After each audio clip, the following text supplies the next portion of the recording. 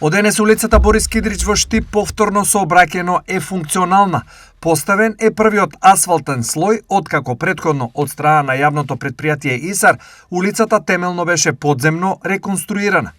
Оваа улица е рак рана за општина Штип затоа што во минатите децении, да кажам, имало чести дефекти на водоводната мрежа, чести прекини во водоснабдувањето заради дефектите на водоводната мрежа, чести прекупи на истата улица и секогаш кога била третирана, била површински третирана со цел да биде во функција, да биде прометна, но никогаш претходно никој не одлучил темелно да навлезе на овој опфат и да биде целосно реконструирана улицата со промена на подземна инфраструктура и надземно третирање. По нанесувањето на првиот асфалтен слој, улицата ќе биде сообраќајно активна. И во текот на денот истата улица ќе биде веќе функционална, а во следните неколку денови ќе биде поставен и вториот асфалтен слој и со тоа улицата Борис Кидрич ќе биде комплетно завршена со реконструкцијата која ја предвидовме за неа.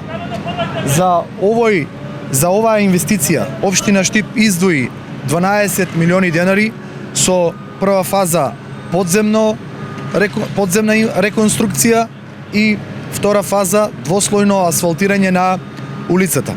Иако реконструкцијата беше завршена пред рокот, Јорданов им се обрати на граѓаните.